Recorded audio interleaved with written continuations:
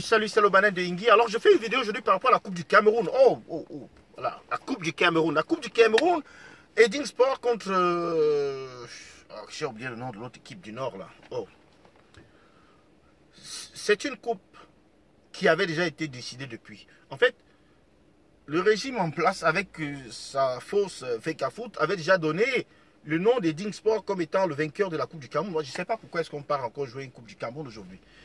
Bon, pour revenir au vrai sujet, c'est que les gens vont au stade alors qu'un boycott a été lancé par rapport à cette finale de la Coupe du Cameroun.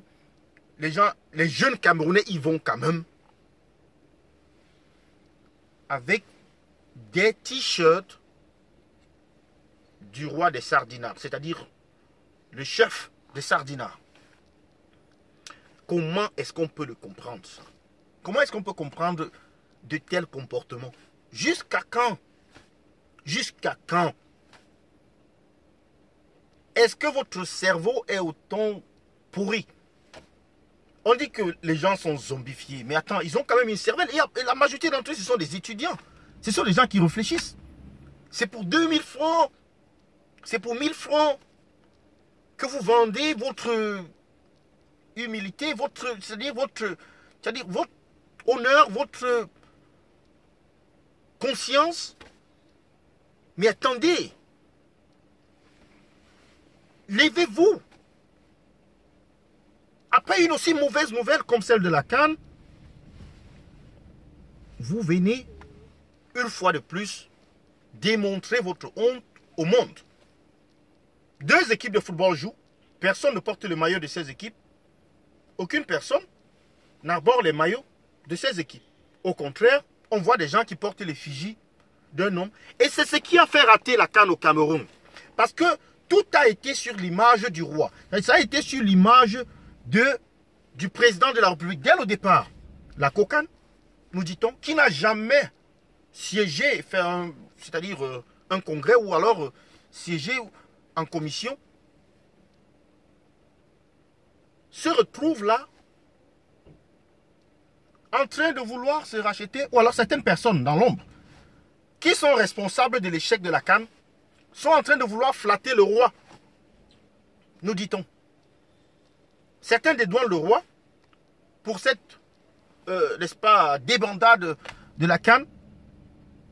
D'autres, comme moi, beaucoup comme moi, nous pensons que le roi, il est responsable de ce qui est arrivé. Un roi qui ne peut même pas mettre les pieds au stade Olembe, qui a été baptisé à son nom. Le stade qui est juste à quelques minutes de son palais. Il ne peut pas mettre le pied là-bas pour regarder de ses propres yeux. Regardez le président Kagame.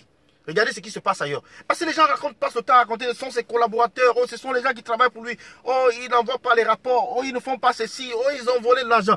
Mais le président lui-même, est-ce qu'il n'a pas les pieds? Est-ce qu'il est handicapé?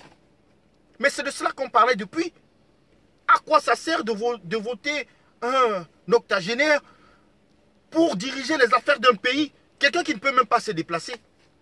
Quelqu'un qui a de la peine à sortir de son bunker pour aller voir la population. Comment est-ce qu'il saura les problèmes de la population?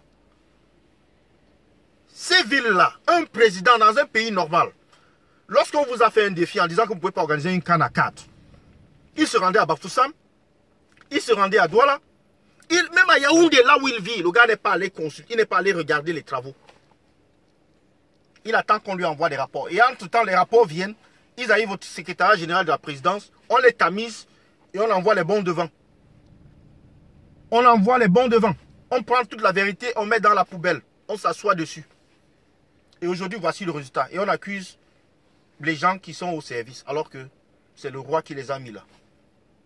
C'est le roi qui doit prendre ses responsabilités et démissionner. Il faut démissionner, donner un peu quand même donner quelque chose à ce peuple meurtri, c'est tout.